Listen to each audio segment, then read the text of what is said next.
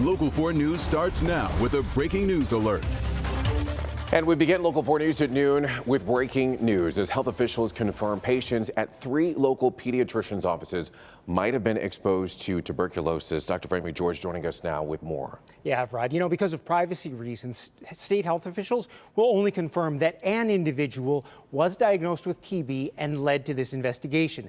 Now, the state health department says a healthcare worker was unknowingly ill with TB and worked at Lakeview Pediatrics and its Ascension Medical Group Michigan locations in Macomb Township, Rochester, and St. Clair Shores. Now, patients may have been exposed between April 1st, 2019 and January 9th of this year. Everyone who may have been exposed is being encouraged to get tested, and testing is being offered at no cost. Remember, TB is a treatable bacterial disease that is spread through the air from person to person. It is very important to identify those who may be at risk so they can receive treatment right away to prevent the disease from developing and spreading to others. Okay, so Doc, if somebody does test positive, we obviously are adhering that warning, but then what happens? So the usual routine after that would be a chest x-ray and then further examination and screening. And the big point of the screening in this particular circumstance is to catch any infection early and begin treatment as soon as it is confirmed. Can you talk at all about the symptoms that people should be aware of?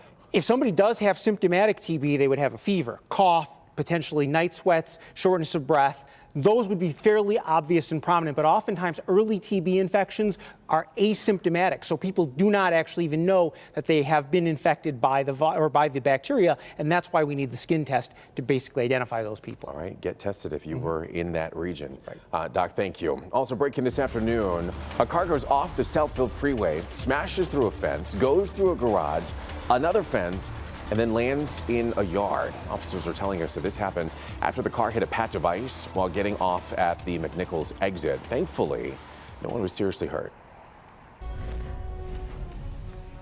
Well, it's going to be another historic and likely contentious day on Capitol Hill. House managers continuing their opening arguments in the impeachment trial of President Trump.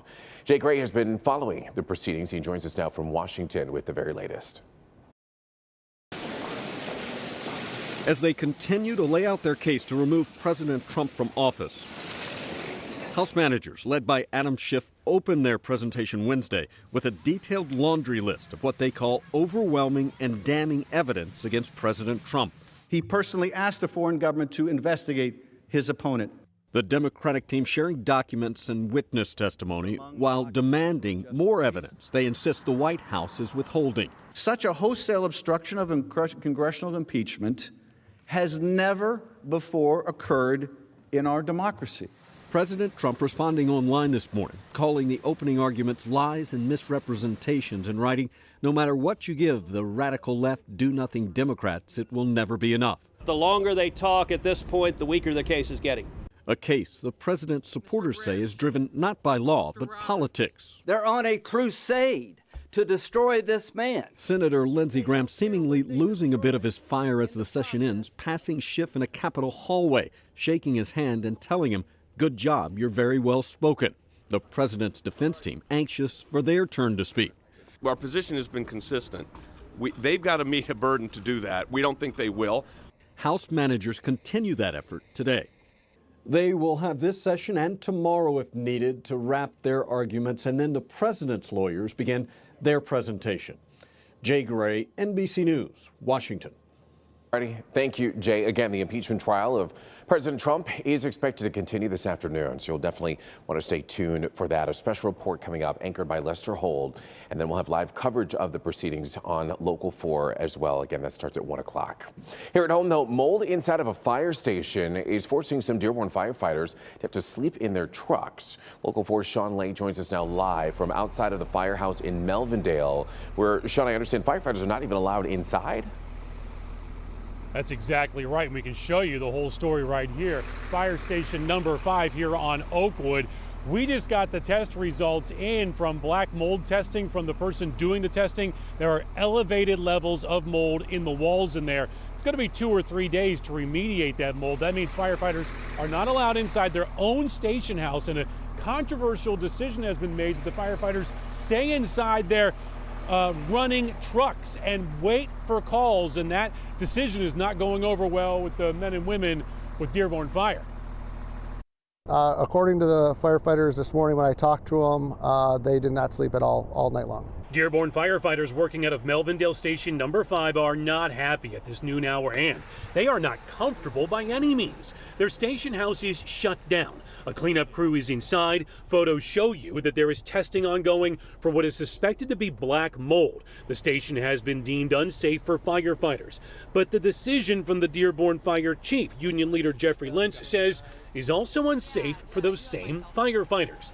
The on-duty crew was ordered to sit in trucks outside the Melvindale Community Building and wait all night from 4 in the afternoon yesterday to 8 this morning. And now a new crew also has to wait in those trucks all day for emergency calls. The truck is essentially their station house. Lentz says the overnight crew got no rest whatsoever. He says that is not safe for anyone, the crews or the people calling the fire department for help.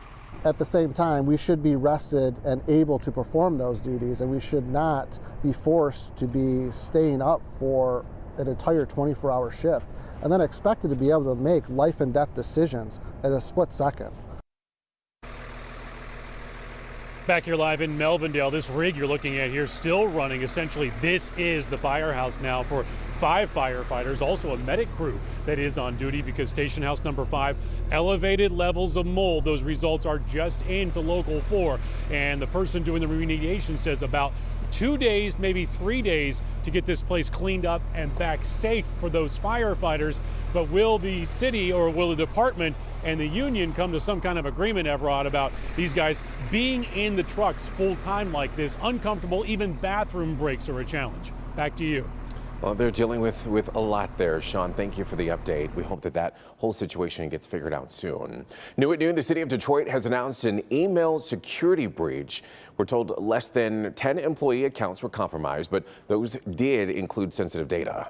That information could actually be linked to 300 Detroit Water and Sewerage Department customers. So the city is going to reach out to those customers directly, and they're now offering 15,000 employees free credit monitoring, and that's just as a precaution. All right, we have an update to one of the big stories that we've been following for you all morning. Detroit police now say a 6-year-old boy was not zip-tied in connection to a child abuse investigation on the city's east side. Now the child's mother and a man are in custody still. The boy and 2 other young children were placed with Child Protective Services as that investigation there continues. Over to Inkster now, a manhunt underway there after a shootout between 2 cars. It happened on Michigan Avenue right near Middle Belt Road Wednesday night. Police found both of the vehicles involved abandoned nearby. And right now they're searching for the suspects and even checking hospitals for any possible victims. Hi, I'm Brandon Rue. And I've got your weather set for this Thursday, Friday, and the weekend, but we're going to take a look at what's going on out there right now. We've got a little bit of light snow coming through the Saginaw Valley here, maybe the tip of the thumb, bad axe, getting a couple of flakes. A lot of it, though, still down across the southwestern part of the state, trending to the northeast. Can't rule out a few flakes flying, but mainly just cloudy with, we'll call it milky skies, because we're getting a little bit of thinning and some sun trying to bust through. 37 Lapeer, 36 Metro, and we'll see temperatures in those upper 30s to near 40.